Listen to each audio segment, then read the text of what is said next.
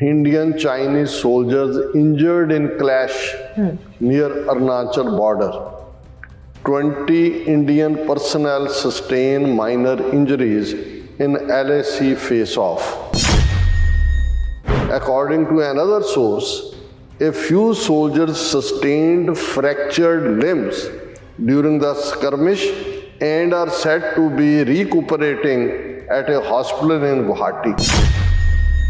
ਉੱਪਰ ਤੁਹਾਨੂੰ ਜੇ ਮਾਈਨਰ ਇੰਜਰੀਜ਼ ਨਜ਼ਰ ਆਉਂਦਾ, ਜੇ ਤੁਸੀਂ ਖਬਰ ਦੀ ਡੀਟੇਲ ਦੇਖਦੇ ਹੋ ਫਿਰ ਤੁਹਾਨੂੰ ਨਜ਼ਰ ਆ ਜਾਂਦਾ ਕਿ ਭਾਈ ਬ੍ਰੋਕਨ ਬੋਨਸ ਦੇ ਨਾਲ ਉਹ ਗੁਹਾਟੀ ਦੇ ਹਸਪੀਟਲ ਦੇ ਵਿੱਚ ਐਡਮਿਟ ਨੇ। ਦਸੰਬਰ 9 ਨੂੰ ਉਹ ਆਏ, LAC ਉਹਨਾਂ ਨੇ ਕ੍ਰਾਸ ਕੀਤੀ ਇੰਡੀਆ ਵਾਲੀ ਸਾਈਡ 'ਤੇ, ਔਰ ਇੰਡੀਆ ਦੇ ਸੋਲਜਰ ਜਿਹੜੇ 3 ਯੂਨਿਟਸ ਉੱਥੇ ਮੌਜੂਦ ਸੀ ਉਹਨਾਂ ਦਾ ਆਪਸੀ ਜਿਹੜਾ ਹੋਇਆ।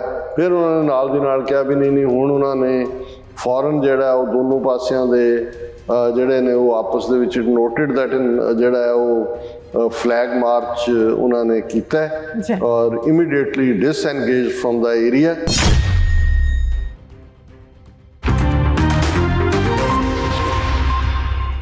ਦਰਸ਼ਕੋ, ਬ੍ਰੇਕ ਬਾਅਦ ਤੁਹਾਡਾ ਸਭ ਦਾ ਭਰਪੂਰ ਸਵਾਗਤ ਹੈ। ਸੋ ਵੀਅਰਸ, ਗੱਲਬਾਤ ਕਰਨ ਜਾ ਰਹੇ ਹਾਂ ਚੀਨ ਤੇ ਭਾਰਤ ਦੇ ਹਵਾਲੇ ਨਾਲ ਕਿ ਮੀਡੀਆ ਰਿਪੋਰਟਾਂ ਅਨੁਸਾਰ ਅਰੁਣਾਚਲ ਪ੍ਰਦੇਸ਼ ਸਰਹੱਦ ਤੇ ਚੀਨੀ ਫੌਜ ਨੇ ਹਮਲਾ ਕਰਕੇ 20 ਤੋਂ ਜ਼ਿਆਦਾ ਭਾਰਤੀ ਫੌਜੀਆਂ ਨੂੰ ਜ਼ਖਮੀ ਕਰ ਦਿੱਤਾ ਹੈ ਔਰ ਚੀਨ ਵੱਲੋਂ ਇੱਕ ਵਾਰ ਫਿਰ ਭਾਰਤ ਨੂੰ ਮਜ਼ਬੂਤ ਖੂਨੀ ਸੁਨੇਹਾ ਦਿੱਤਾ ਗਿਆ ਹੈ। ਸੋ ਇਸ ਬਾਰੇ ਆਪਾਂ ਗੱਲਬਾਤ ਕਰਨ ਜਾ ਰਹੇ ਹਾਂ। ਸੋ ਅਸੀਂ ਚਾਹਾਂਗੇ ਕਿ ਤੁਸੀਂ ਇਸੇ ਤਰ੍ਹਾਂ ਬਣੇ ਰਹਿਣਾ, ਦੇਖਣ ਸੁਣ ਲਈ ਲਿਖਣ ਲਈ ਤੁਹਾਡਾ ਸਭ ਦਾ ਬਹੁਤ ਧੰਨਵਾਦ।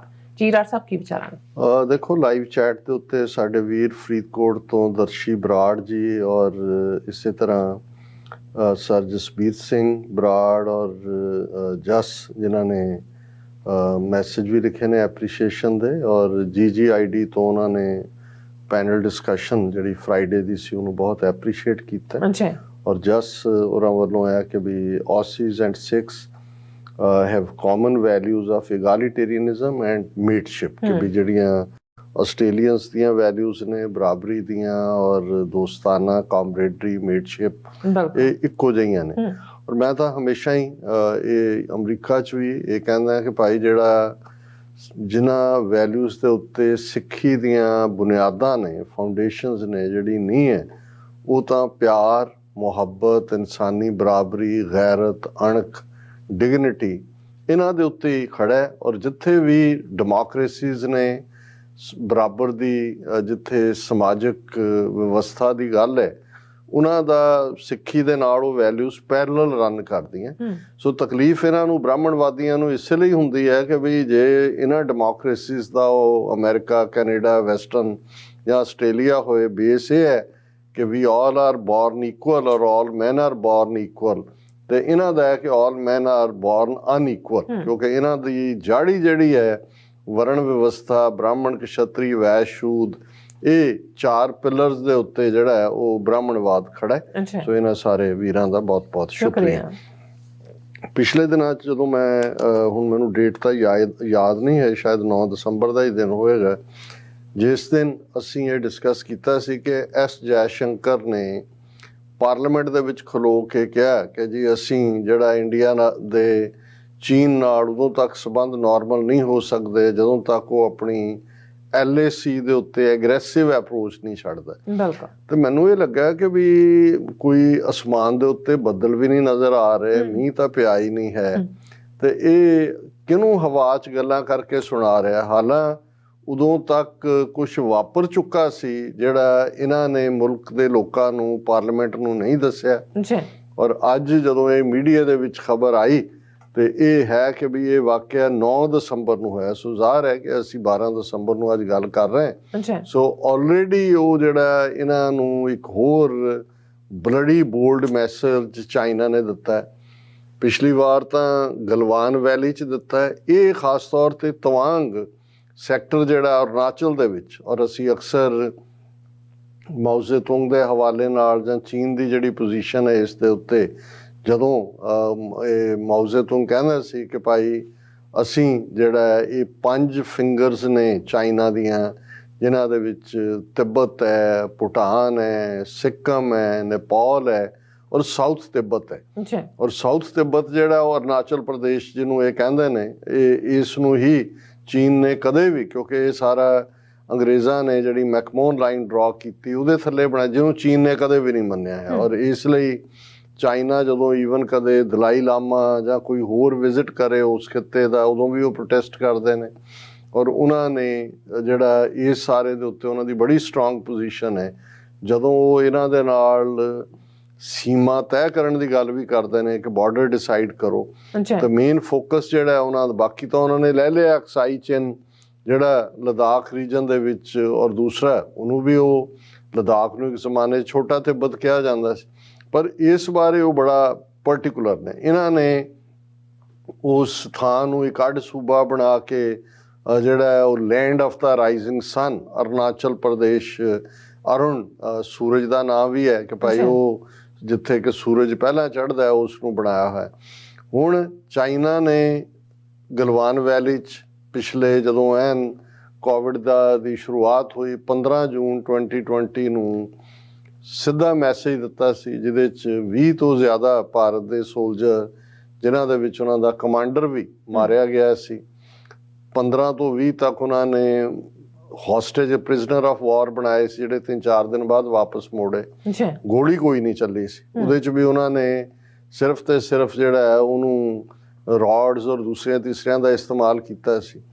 ਔਰ ਇਹਦੇ ਬਾਵਜੂਦ ਕਿ 15 ਜਾਂ 16 ਰਾਊਂਡ ਇਹਨਾਂ ਦੇ ਕਮਾਂਡਰ ਲੈਵਲ ਦੇ ਉੱਤੇ, ਪੋਲੀਟੀਕਲ ਲੈਵਲ 'ਤੇ, ਫੋਰਨ ਮਿਨਿਸਟਰੀ ਤੋਂ ਸ਼ੁਰੂ ਕਰਕੇ ਜਿੱਥੇ ਵੀ ਇਹ ਮਿਲਦੇ ਨੇ ਕਿ ਜੀ ਗੱਲ, ਉਹਨਾਂ ਨੇ ਆਪਣੀਆਂ ਪੋਜੀਸ਼ਨਸ ਫਰਮ ਕੀਤੀਆਂ ਹੋਈਆਂ ਨੇ। ਲੇਕਿਨ ਉਸ ਪੀਰੀਅਡ ਦੇ ਵਿੱਚ ਜਦੋਂ ਇਹ ਕ੍ਰਾਈਸਿਸ ਗਲਵਾਨ ਵੈਲੀ ਤੋਂ ਫਿਰ ਪੈਂਗੋਂਗ ਸੋ ਲੇਕ ਦੇ ਉੱਤੇ ਜਾਂ ਡੈਪਸੋਂਗ ਜਾਂ ਦੂਜਾ ਹੋਇਆ, ਤੇ ਇਹ ਸੈਕਟਰ ਕੁਆਇਟ ਸੀ। ਜਦੋਂ ਅਸੀਂ ਸਾਊਥ ਤਿੱਬਤ ਜਾਂ ਇਹਨਾਂ ਦਾ ਅਰੁਣਾਚਲ ਦੀ ਗੱਲ ਕਰਦੇ ਹਾਂ, ਇੱਥੇ ਇਹ ਕਨਫਲਿਕਟ ਨਹੀਂ ਸੀ ਹੋਇਆ। ਔਰ ਹੁਣ ਜਿਹੜੀ ਰਿਪੋਰਟਿੰਗ ਜ਼ਿਆਦਾ ਵੇਰਵੇ ਨਾਲ ਦਾ ਹਿੰਦੂ 'ਚ ਆਈ ਹੈ, ਬਾਕੀ ਮੀਡੀਆ ਨੇ ਵੀ ਸਮੇਤ BBC ਦੇ ਚੁੱਕੀ ਹੈ।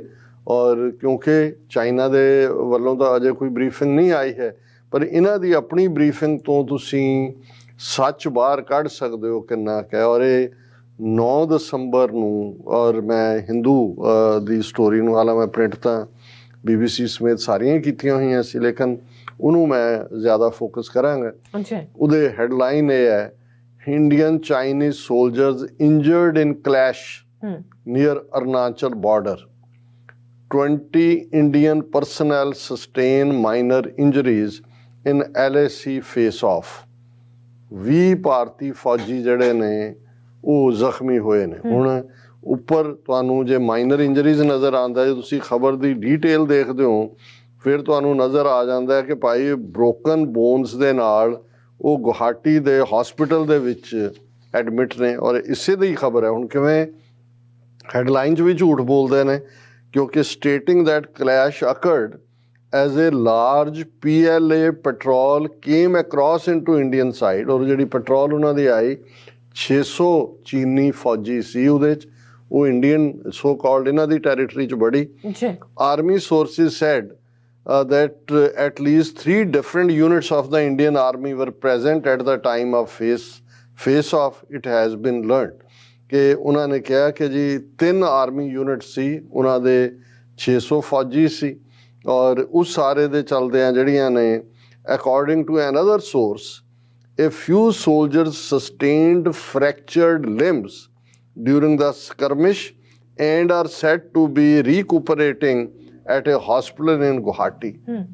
ਹੁਣ ਹੱਡੀਆਂ ਟੁੱਟੀਆਂ ਹੋਈਆਂ ਨੇ। ਗੁਹਾਟੀ ਚੀਨ ਦੇ ਵਿੱਚ ਤਾਂ ਨਹੀਂ ਹੈ, ਗੁਹਾਟੀ ਦਾ ਅਸਾਮ ਦੀ ਕੈਪੀਟਲ ਹੈ ਜੀ। ਕਿ ਟੁੱਟੀਆਂ ਹੱਡੀਆਂ ਦੇ ਨਾਲ ਇਹਦਾ ਮਤਲਬ ਇਹ ਹੈ ਕਿ ਉਹੀ ਗਲਵਾਨ ਵੈਲੀ ਵਾਲਾ, ਹਾਲਾਂ 1-2 ਸੋਰਸਿਸ ਜਿਹੜੇ ਰਿਲਾਇਬਲ ਨਹੀਂ ਨੇ ਬਹੁਤੇ, ਉਹਨਾਂ ਨੇ ਈਵਨ ਡੈਥਸ ਦੀ ਗੱਲ ਵੀ ਕੀਤੀ ਹੈ। ਔਰ ਇਹਨੂੰ ਇਹ ਇਵੈਂਚੁਅਲੀ ਜਿਹੜੇ ਹੱਡੀਆਂ ਟੁੱਟੀਆਂ ਜਾਂ ਦੂਜਿਆਂ ਨੇ ਕ੍ਰਿਟੀਕਲ ਵੀ ਹੋਣਗੇ, ਕਿਉਂਕਿ ਜੇ 600 ਦੀ ਉਹਨਾਂ ਦੀ ਪੈਟਰੋਲ ਹੈ, ਇਹਨਾਂ ਦੀਆਂ 3 ਯੂਨਿਟਸ ਨੇ, ਗੋਲੀ ਤਾਂ ਚਲਾਣੀ ਨਹੀਂ ਹੈ ਕਿਉਂਕਿ ਉਹ ਤਾਂ ਫਿਰ ਡਿਕਲੇਰੇਸ਼ਨ ਆਫ ਵਾਰ ਹੋ ਜਾਂਦੀ ਹੈ।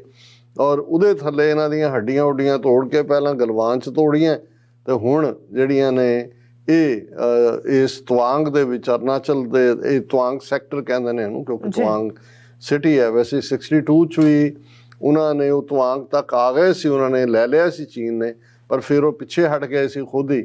ਇਹਨਾਂ ਨੂੰ ਇਹ ਕਹਿ ਕੇ ਕਿ ਗੱਲਬਾਤ ਰਾਹੀਂ ਇਹ ਸਾਰੇ ਨੂੰ ਨਿਬੇੜ ਲਓ। ਔਰ ਇਹ ਸਾਰੇ ਦੇ ਚੱਲਦਿਆਂ ਜਿਹੜਾ ਫਿਰ ਇਹ ਪੂਰੀ ਦੇ 'ਚ ਹਿਸਟਰੀ ਹੈ ਕਿ ਵੀ ਇਹ ਉਹਨਾਂ ਨੇ ਦਸੰਬਰ 9 ਨੂੰ ਉਹ ਆਏ LAC ਉਹਨਾਂ ਨੇ ਕ੍ਰਾਸ ਕੀਤੀ ਇੰਡੀਆ ਵਾਲੀ ਸਾਈਡ 'ਤੇ ਔਰ ਇੰਡੀਆ ਦੇ ਸੋਲਜਰਸ ਜਿਹੜੇ 3 ਯੂਨਿਟਸ ਉੱਥੇ ਮੌਜੂਦ ਸੀ ਉਹਨਾਂ ਦਾ ਆਪਸੀ ਜਿਹੜਾ ਹੋਇਆ। ਫਿਰ ਉਹਨਾਂ ਨੇ ਨਾਲ ਦੀ ਨਾਲ ਕਿਹਾ ਵੀ ਨਹੀਂ ਹੁਣ ਉਹਨਾਂ ਨੇ ਫੌਰਨ ਜਿਹੜਾ ਉਹ ਦੋਨੋਂ ਪਾਸਿਆਂ ਦੇ ਜਿਹੜੇ ਨੇ ਉਹ ਆਪਸ ਦੇ ਵਿੱਚ ਨੋਟਿਡ ਦੈਟ ਜਿਹੜਾ ਹੈ ਉਹ ਫਲੈਗ ਮਾਰਚ ਉਹਨਾਂ ਨੇ ਕੀਤਾ ਔਰ ਇਮੀਡੀਏਟਲੀ ਡਿਸਐਨਗੇਜ ਫਰੋਮ ਦਾ ਏਰੀਆ ਔਰ ਇਹ ਸਾਰਾ ਦਿਸ ਮਤਲਬ ਹੁਣ ਇਸ ਤੋਂ ਅਸੀਂ ਅੰਦਾਜ਼ਾ ਲਾ ਸਕਦੇ ਹਾਂ ਕਿ ਚੀਨ ਨੇ ਬੋਲਡ ਮੈਸੇਜ ਦਿੱਤਾ ਔਰ ਲੇਕਿਨ ਜਦੋਂ ਤੁਸੀਂ ਖਿੱਤੇ ਦੀ ਸਿਆਸਤ ਦੀ ਗੱਲ ਕਰਦੇ ਹੋ ਇਹ ਘਟਨਾ ਆਪਣੇ ਆਪ ਦੇ ਵਿੱਚ ਬੜੀ ਸਟਰੋਂਗ ਹੈ ਔਰ ਜਦੋਂ ਜੈ ਕਿਸ਼ਨ ਚੀਕਾਂ ਮਾਰ ਰਿਹਾ ਸੀ ਪਾਰਲੀਮੈਂਟ 'ਚ ਖਲੋ ਕੇ ਤੇ ਉਹ ਅਸੀਂ ਤਾਂ ਇਹ ਕਿਹਾ ਸੀ ਕਿ ਵੀ ਇਹ ਬਾਣੀਆ ਕਰੈਕਟਰ ਹੈ ਵੀ ਜੁੱਤੀਆਂ ਪੈਂਦੀਆਂ ਨੇ ਖਾ ਕੇ ਕਹਿਣਗੇ ਇਬ ਕੀ ਬਾਰ ਮਾਰ ਤੋਂ ਦੇਖੂੰ ਉਹ ਫਿਰ ਇੱਕ ਹੋਰ ਛੱਡਦਾ ਫਿਰ ਕਹਿੰਦਾ ਇਬ ਕੀ ਬਾਰ ਮਾਰ ਤੋਂ ਇਹ ਵੀ ਹੁਣ ਇਬ ਕੀ ਬਾਰ ਇਹਨਾਂ ਦੇ ਫਿਰ 20 ਸੋਲਜਰ ਦੀਆਂ ਹੱਡੀਆਂ ਭੰਨ ਕੇ ਉਹਨਾਂ ਨੇ ਗੁਹਾਟੀ ਹਸਪੀਟਲ 'ਚ ਲੰਮੇ ਪਾਏ ਹੋਏ ਨੇ ਔਰ ਇਹ ਪਾਰਲੀਮੈਂਟ 'ਚ ਖਲੋ ਕੇ ਕਹਿ ਰਿਹਾ ਕਿ ਸਬੰਧ ਨੋਰਮਲ ਨਹੀਂ ਹੋਣਗੇ ਹੂ ਗਿਵਸ ਏ ਡੈਮ ਕਿ ਤੁਹਾਡੇ ਨਾਲ ਸਬੰਧਾਂ ਦੇ ਉੱਤੇ ਕੀ ਹੈ। ਔਰ ਮੈਂ 2 ਸਟੋਰੀਜ਼ ਇਹਦੇ ਤੇ ਹੋਰ ਦੱਸਣਾ ਚਾਹੁੰਦਾ ਕਿ ਵੀ ਇੱਕ ਡਬਲ ਥਿੰਕ ਟੈਂਕ ਲੈਬ ਹੈ LA ਬੇਸਡ ਉਹਨਾਂ ਨੇ ਜਿਹੜਾ 82 ਮੁਲਕਾਂ ਦਾ ਜਿਹੜਾ ਉਹ ਸਰਵੇ ਔਰ ਚਾਈਨਾ ਨਾਲ ਰਿਲੇਸ਼ਨਸ ਕਿ ਵੀ ਚਾਈਨਾ ਦਾ ਕੀ ਇਹ ਚਾਈਨਾ ਦਾ ਵੱਧ ਰਿਹਾ ਇਨਫਲੂਐਂਸ ਕਿਸ ਲੈਵਲ ਦੇ ਉੱਤੇ ਹੈ। ਹਾਲਾਂਕਿ ਉਹਨਾਂ 82 ਮੁਲਕਾਂ ਦੇ ਵਿੱਚ ਪਾਕਿਸਤਾਨ ਨੂੰ ਸਭ ਤੋਂ ਟੌਪ ਤੇ ਰੱਖਿਆ। Pakistan ranks at top list of 82 nations most influenced by China.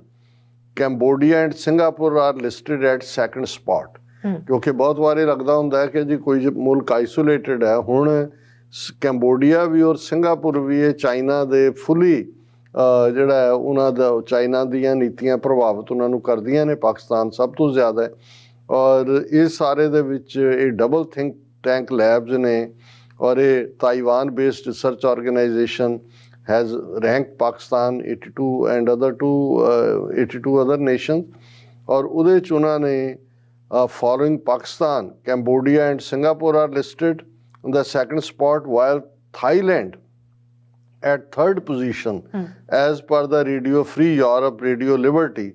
The Philippines is listed at the 7th spot while Malaysia lies in the 10th position. South Africa and Peru are tied at the 5th spot on the index ਔਰ ਇਹਦੇ ਸਾਰਿਆਂ ਦੀ ਜਿਹੜੀ ਹੈ ਉਹ numbering ਦਿੱਤੀ ਗਈ ਹੈ ਕਿ ਯੂਰਪ ਦੇ ਵਿੱਚ ਸਭ ਤੋਂ ਉੱਪਰ ਜਿਹੜਾ ਰਿਲੇਸ਼ਨਸ਼ਿਪ ਚੀਨ ਦੇ ਨਾਲ ਉਹ ਜਰਮਨੀ ਦਾ 19th ਸਪਾਟ ਤੇ ਹੈ ਔਰ ਈਵਨ ਅਮਰੀਕਾ ਜਿਹੜਾ ਹੈ ਉਹ ਵੀ 21ਵੇਂ ਪੋਜੀਸ਼ਨ ਤੇ। ਹੁਣ ਜੇ ਅਸੀਂ ਕਹਿੰਦੇ ਹਾਂ ਜੀ $800 ਬਿਲੀਅਨ ਦੀ ਜਿਹੜੀ ਹੈ ਉਹ ਟ੍ਰੇਡ ਸਰਪਲਸ ਹੈ ਚਾਈਨਾ ਦੀ ਅਮਰੀਕਾ ਦੇ ਨਾਲ। ਸੋ ਜ਼ਾਹਿਰ ਹੈ ਵੀ ਅਮਰੀਕਾ ਵੀ ਚਾਈਨਾ ਦੇ ਇਨਫਲੂਐਂਸ ਦੇ ਥੱਲੇ ਉਹਨਾਂ ਦੀਆਂ ਭਾਵੇਂ ਨੀਡਸ ਬੇਸਡ ਹੀ ਹੈ 21ਵੀਂ ਪੋਜੀਸ਼ਨ ਹੈ। ਔਰ while compiling the China index the research team focused on 9 categories ਕਿ ਕਿਹੜੀਆਂ 9 ਸ਼੍ਰੇਣੀਆਂ ਨੇ ਜਿਨ੍ਹਾਂ 'ਚ ਚਾਈਨਾ ਇਨਫਲੂਐਂਸ ਕਰਦਾ ਹੈ ਵਿਚ includes higher education, domestic politics, economic ties, foreign policy, military cooperation, media, technology and cultural links। ਔਰ ਇਹ ਜਿਹੜਾ ਉਹਨਾਂ ਨੇ ਕਿਹਾ ਜੀ ਅਸੀਂ ਇਹੀ ਦੱਸਣਾ ਚਾਹੁੰਦੇ ਹਾਂ ਵੀ ਇਹ ਨਹੀਂ ਹੈ ਵੀ ਦੁਨੀਆ 'ਚ ਕੋਈ ਚੀਜ਼ ਇਨ ਆਈਸੋਲੇਸ਼ਨ ਹੋ ਰਹੀ ਹੈ ਔਰ ਪਾਕਿਸਤਾਨ ਨਾਲ ਨੰਬਰ 1 ਹੋਣਾ ਚੀਨ ਨਾਲ ਸੰਬੰਧਾਂ ਦਾ ਉਹਦਾ ਵੱਡਾ ਕਾਰਨ ਚਾਈਨਾ ਪਾਕਿਸਤਾਨ ਇਕਨੋਮਿਕ ਕੋਰੀਡੋਰ ਹੈ ਔਰ ਉਹ ਸੈਂਟਰ ਪੀਸ ਹੈ Beijing belt and road initiative ਦਾ। ਔਰ ਇਹ ਜਿਹੜੇ ਨੇ ਇਸ ਦੇ ਉੱਤੇ ਪਿਛਲੇ 10 ਸਾਲ ਤੋਂ ਚਾਈਨਾ ਉੱਥੇ ਜਿਹੜਾ ਹੈ ਉਹ ਡਿਫਰੈਂਟ ਇਨਫਰਾਸਟਰਕਚਰ ਪ੍ਰੋਜੈਕਟ ਬਣਾ ਰਿਹਾ। ਸੋ ਇਹ ਆਪਣੇ ਆਪ ਦੇ ਵਿੱਚ ਦੱਸਦਾ ਹੈ ਵੀ ਆਲਮੋਸਟ 82 ਕੰਟਰੀਜ਼ ਇਨਕਲੂਡਿੰਗ ਮੈਨੂੰ ਨਹੀਂ ਸੀ ਪਤਾ ਵੀ ਥਾਈਲੈਂਡ ਔਰ ਸਿੰਗਾਪੁਰ ਔਰ ਕੰਬੋਡੀਆ ਇਸ ਲੈਵਲ 'ਤੇ ਚਾਈਨੀਜ਼ ਇਨਫਲੂਐਂਸ ਦੇ ਥੱਲੇ ਨੇ। ਹੁਣ ਗੱਲ ਕਰੀਏ ਕਿ ਭਾਈ ਜਿਹੜਾ ਜਦੋਂ ਅਸੀਂ ਇਹ ਕਹਿੰਦੇ ਹਾਂ ਵੀ ਜੀਓ ਪੋਲੀਟਿਕਸ ਸਾਡੇ ਖਿੱਤੇ ਦੀ ਖਤਰਨਾਕ ਦੌਰ 'ਚ ਹੈ।